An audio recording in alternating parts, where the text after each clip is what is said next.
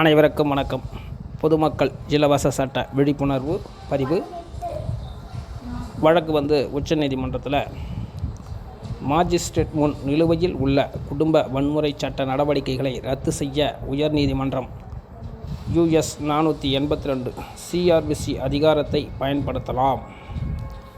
TV சட்டத்தின் பிரிவு 12 கீழ் தொடங்கப்பட்ட நடவடிக்கைகளை ரத்து செய்ய கோரி மேல்முறையீட்டாளரின் வேண்டுகோளை நிராகரித்த மத்திய பிரதேச உயர்நீதிமன்றத்தின் உத்தரவை எதிர்த்து மேல்முறையீடு செய்ய உச்சநீதிமன்றம் அனுமதித்தது. நீதிமன்றத்தில் நிலுவையில் உள்ள டிவி சட்டத்தின் பிரிவு 12(1) கீழ் விண்ணப்பத்திலிருந்து வெளிப்படும் நடவடிக்கைகளை ரத்து செய்வதற்கு உயர்நீதிமன்றங்கள் CRPC-யின் பிரிவு 482 BNSS இன் பிரிவு 528 இன் கீழ் அதிகாரத்தை பயன்படுத்தலாம் என்று உச்சநீதிமன்றம் தீர்ப்பளித்தது. இருப்பினும் டிவி சட்டம் 2005 நோக்கத்தை கருத்தில் கொண்டு பிரிவு 12(1) கீழ் விண்ணப்பத்தை கையாளும் போது உயர்நீதிமன்றங்கள் எச்சரிக்கையாகவும் கவனமாகவும் இருக்க வேண்டும். பொதுவாக பிரிவு 482 கீழ் குறுக்கீடு என்பது மிகப்பெரிய சட்டவிரோதம் அல்லது அநீதி ஏற்பட்டால் மட்டுமே உத்தரவாதம் அளிக்கப்படுகிறது. சுருக்கமான உண்மைகள் பார்ப்போம். தொடர்புடைய 2 மேல்முறையீடுகளும் உயர்நீதிமன்றத்தின் உத்தரவை எதிர்த்து வழக்கு தொடர்ந்தன. இது டிவி சட்டத்தின் பிரிவு 12(1) கீழ் நடவடிக்கைகளை ரத்து செய்யுமாறு மேல்முறையீட்டாளரின் மனுவை தள்ளுபடி செய்தது. ஒரு மேல்முறையீட்டில் மேல்முறையீட்டாளர் பிரதிவாதியின் மைத்துனர், மற்றொருவர் மேல்முறையீட்டாளர் பிரதிவாதியின் கணவர், மாமனார் மற்றும் மாமியார் ஆவர். எதிர்மனுதாரர் வீட்டு வன்முறையை குற்றம் சாட்டி டிவி சட்டத்தின் பிரிவு 12 கீழ் ஒரு விண்ணப்பத்தை தாக்கல் செய்திருந்தார். பின்னர் மேல்முறையீட்டாளர் CRPC-யின் பிரிவு 482 கீழ் விண்ணப்பத்தை ரத்து செய்ய கோரி மனுக்களை தாக்கல் செய்தனர். நீதிமன்றத்தின் பகுத்தறிவு 2005ஆம் ஆண்டு டிவி சட்ட பிரிவு 12(1) கீழ் ஒரு விண்ணப்பத்தின் நடவடிக்கைகளை ரத்து செய்ய CRPC பிரிவு 482 கீழ் அதிகார வரம்பு இல்லை என்ற கருத்தை உயர்நீதிமன்றங்கள் எடுத்துள்ள தீர்ப்புகள் உள்ளன என்று உச்சநீதிமன்றம் கூறியது. பிரிவு 12(1) கீழ் உள்ள நடவடிக்கைகள் பெரும்பாலும் சிவில் இயல்புடையவை என்ற அடிப்படையில் இந்த முடிவுகள் முதன்மையாக எடுக்கப்படுகின்றன. முன்னர் குறிப்பிட்ட காரணங்களுக்காக இந்த கருத்து சரியானதல்ல.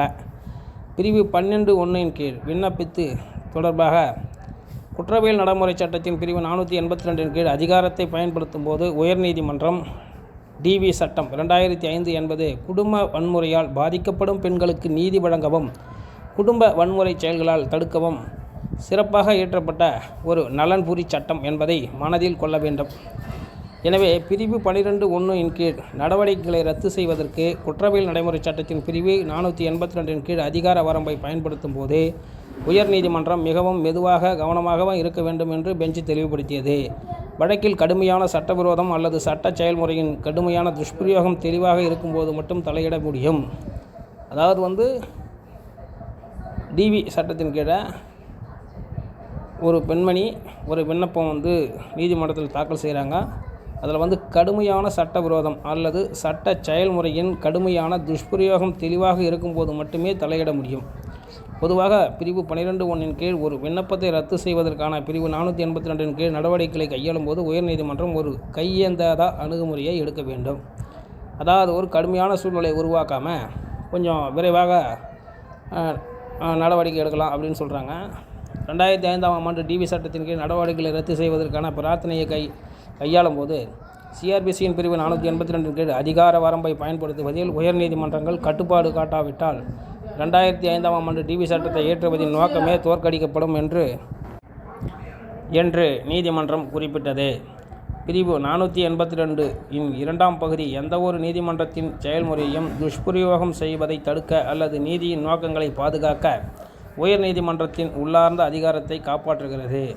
எனவே ஒரு கற்றறிந்த நீதிபதி பிரிவு 12(1) கீழ் ஒரு விண்ணப்பத்தை கையாளும் ஒரு குறிப்பிட்ட வழக்கில் எந்தவொரு நீதிமன்றத்தின் செயல்முறையையும் துஷ்பிரயோகம் செய்வதை தடுக்க அல்லது நீதியின் நோக்கங்களை பாதுகாக்க பிரிவு 482 2ஆம் பகுதியின் கீழ் உள்ள அதிகாரத்தை உயர்நீதிமன்றம் பயன்படுத்தலாம். எனவே பிரிவு 12(1) கீழ் ஒரு விண்ணப்பத்தின் நடவடிக்கைகளை அல்லது 2005 டிவி சட்டத்தின் பிரிவு 18 முதல் 23 வரையிலான உத்தரவுகளை ரத்து செய்ய உயர்நீதிமன்றம் CRPC-யின் பிரிவு 482 கீழ் அதிகார வரம்பை பயன்படுத்தலாம். இதன் விளைவாக நீதிமன்றம் அதன்படி மத்திய பிரதேச உயர்நீதிமன்ற இந்தூரில் 2022 பல்வேறு குற்ற வழக்குகள் எடுத்துக்காட்டுக்காக அந்த வழக்கை நீதியரசர் காட்டியிருக்கிறாரு. மீட்டெடுக்கப்பட்ட மனுக்கள் இந்த தீர்ப்பில் நாங்கள் கூறியவற்றின் அடிப்படையில் மீண்டும் விசாரிக்கப்பட்டு உயர்நீதிமன்றத்தால் தள்ளுபடி செய்யப்படும் என்று உத்தரவிடப்பட்டது. இதில் நீதியரசர் சிஆர்பிசி 482 கீழே டிபி சட்டத்தின் பிரிவு 12(1) ரத்து செய்யலாம் அப்படின்னு சொல்லிட்டு உச்சநீதிமன்றத்தில் ஒரு உத்தரவு கொடுத்துருக்குறாங்க. இந்த டிபி சட்டம் அப்படின்னா என்ன, மேற்கொண்டு இந்த சிஆர்பிசி 482 பிரிவு என்ன சொல்லுது அப்படின்னு பார்த்துக்கலாம். பிரிவு 482 குற்றவியல் நடைமுறை சட்டம். சிஆர்பிசி 1973 உயர் நீதிமன்றங்களுக்கு உள்ளார்ந்த அதிகாரங்களை வழங்குகிறது. இதன் மூலம் சட்ட நடைமுறையை தவறாக பயன்படுத்துவதை தடுக்கவும் நீதியின் முடிவை உறுதிப்படுத்தவும் நீதிமன்றங்கள் தங்கள் அதிகார வரம்பை பயன்படுத்தலாம் அப்படின்னு சொல்கிறாங்க. அவங்களுக்கு ஒரு தனி அதிகாரம் கொடுக்கப்பட்டிருக்கு உயர் நீதிமன்றத்திற்கு. சிஆர்பிசி 482 உயர் நீதிமன்றங்களின் அதிகாரங்கள். நீதியின் முடிவை உறுதிப்படுத்துதல். பிரிவு 482 கீழ் உயர் நீதிமன்றங்கள் சட்ட நடைமுறையை தவறாக பயன்படுத்துவதை தடுப்பதற்கும் குற்றவியல் வழக்கு விசாரணையில் நீதியின் முடிவை உறுதி செய்வதற்கும் தேவையான உத்தரவுகளை பிறப்பிக்கலாம். சட்ட நடைமுறையை தவறாக பயன்படுத்துவதை தடுக்கும் அதிகாரம். நீதிமன்றத்தின் உள்ளார்ந்த அதிகாரத்தை பயன்படுத்தி சட்ட நடைமுறையை தவறாக பயன்படுத்துவதை தடுக்கவும் நீதியின் முடிவை உறுதிப்படுத்தவும் உயர் நீதிமன்றங்கள் உத்தரவுகளை பிறப்பிக்கலாம். எஃப்ஐஆர்களை ரத்து செய்தல். பிரிவு 482 கீழ் உயர் நீதிமன்றங்கள் சில சமயங்களில் எஃப்ஐஆர்களை ரத்து செய்யலாம். குறிப்பாக சட்ட நடைமுறையை தவறாக பயன்படுத்தும் போதே. உள் நீதிமன்றங்களில் விசாரணைக்கு உத்தரவு பிறப்பித்தல். சில சமயங்களில் உயர் நீதிமன்றங்கள் உள் நீதிமன்றங்களில் வழக்கு விசாரணையை தொடங்க உத்தரவும் பிறப்பிக்கலாம். மறுபடியும் வழக்கு தொடர்வதை தடுக்கும் அதிகாரம். ஒரு குற்றவியல் வழக்கில் ஏற்கனவே விசாரணை நடந்து முடிந்துவிட்ட நிலையில் அதே வழக்கை மீண்டும் தொடர்வதை தடுக்கவும் உயர் நீதிமன்றங்கள் உத்தரவுகளை பிறப்பிக்கலாம். பிரிவு 482 நோக்கம். பிரிவு 482 நோக்கம் குற்றவியல் வழக்கு விசாரணை நீதி கிடைக்க வழிவகுப்பது மற்றும் சட்ட நடைமுறையை தவறாக பயன்படுத்துவதை தடுப்பதாகும். இது பார்த்திங்கன்னா சிஆர்பிசி 482 பிரிவினுடைய விவரங்கள். மேற்கொண்டு இந்த டிவி சட்டம் அப்படின்னா என்ன அப்படின்னு பார்க்கலாம். டிவி சட்டம் பிரிவு 12 என்பது குடும்ப வன்முறையிலிருந்து பாதிக்கப்பட்ட ஒரு பெண் குடும்ப வன்முறை சட்டத்தின் கீழ் நீதிபதிக்கு ஒரு விண்ணப்பத்தை சமர்ப்பிக்கும் ஒரு வழிமுறை. இந்த விண்ணப்பத்தான் மேலே வழக்கில் பார்த்தா அந்த பெண்மணியை நீதியரசர் முன்னாடி கொடுத்துருக்குறாங்க. இந்த விண்ணப்பத்தின் மூலம் பாதிக்கப்பட்ட பெண்ணுக்கு தேவையான பாதுகாப்பு, பராமரிப்பு மற்றும் பிற நிவாரணைகளை பெற உதவுகிறது.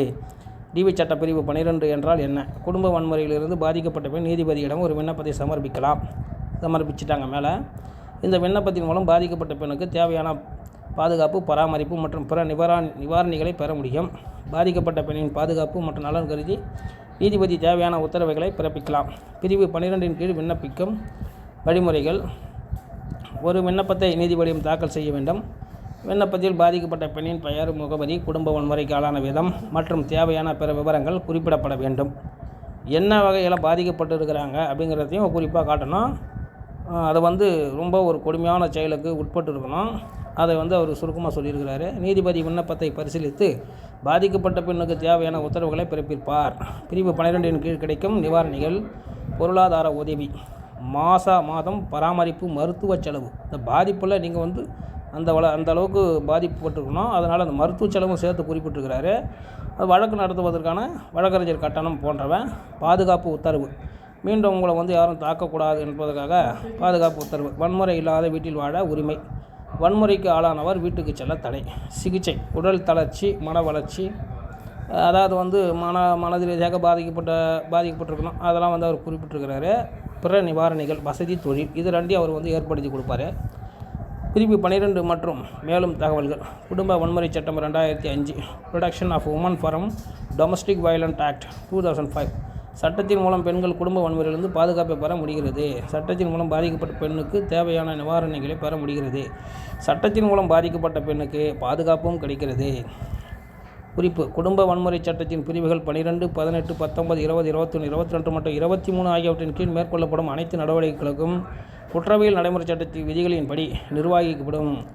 அதாவது இந்திய தண்டனை சட்டத்தின் குற்றவியல் சட்டம். மேலும் பிரிவு 12 முதல் விசாரணையின் 60 நாட்களுக்குள் ஒரு விண்ணப்பத்தை தள்ளுபடி செய்வதை குறிக்கிறது. இந்த 60 நாட்களுக்குள்ளே அந்த விண்ணப்பத்தினுடைய விவரத்தை தெரிவிக்கணும். அப்புறம் பார்த்திங்கன்னா மேலே காட்டியிருக்கிறாங்க இல்லையா, டிவி ஆக்ட் செக்ஷன் 12(1)ல் 12 பிரிவு 1 கீழே பாதிக்கப்பட்ட ஒரு பெண் ஒருவர் குடும்ப வன்முறை சட்டத்தின் கீழ் வழக்கு தொடர விண்ணப்பிக்கலாம். இதை தான் அந்த அம்மா மேலே பண்ணியிருக்குது. இந்த பிரிவின் கீழ் குடும்ப வன்முறைக்கு ஆளான எந்த பெண்ணும் பாதிக்கப்பட்ட பெண் என அறிவிக்கப்படலாம். மேலும் அவர்கள் குடும்ப வன்முறையிலிருந்து பாதுகாப்பு கோரலாம். பிரிவு 12(1) விவரம். விண்ணப்பம். இந்த பிரிவின் கீழ் பாதிக்கப்பட்ட பெண் ஒருவர் குடும்ப வன்முறையிலிருந்து பாதுகாப்பு கோரி நீதிமன்றத்தில் விண்ணப்பம் தாக்கல் செய்யலாம். பாதிக்கப்பட்டவர் இந்த சட்டத்தின் கீழ் கணவனால் அல்லது உறவினர்களால் அல்லது ஆண் துணையாளரால் குடும்ப வன்முறையில் பாதிக்கப்பட்ட பெண்களை பாதுகாக்கலாம். அனைத்து வகையான வன்முறைகள். இந்த சட்டம் உடல், உணர்ச்சி, வாய்மொழி, பாலியல் மற்றும் பொருளாதார துஷ்பிரயோகம் போன்ற அனைத்து வகையான வன்முறைகளுக்கும் உள்ளடக்கியது. சட்டத்தின் நோக்கம். இந்த சட்டம் குடும்ப வன்முறையிலிருந்து பெண்களை பாதுகாப்பதும் அவர்களுக்கு நீதி கிடைப்பதையும் உறுதி செய்வதாகும். நன்றி தோழர்களே. இன்றைய பெண்களுக்கான பாதுகாப்பு ஆக்ட் டிவி சட்டத்தை பற்றி பார்த்துட்டோம். மேலே அந்த வழக்கில் அந்த அம்மா தாக்கல் பண்ணியிருக்கிறாங்க. அந்த டிவி சட்டத்தை ரத்து செய்யறதுக்காக சிஆர்பிசி 482 அவர் தாக்கல் பண்ணியிருக்கிறார் விண்ணப்பம். அந்த 12(1) ரத்து செய்யக்கூறி அதை உச்சநீதிமன்றம் ஏற்றுக்கொண்டு விசாரணை செய்து அதை ரத்து செய்யலாம் அப்படின்னு சொல்லிட்டு உச்சநீதிமன்றம் ஒரு தீர்ப்பு கொடுத்துருக்குறாங்க. நன்றி, வணக்கம்.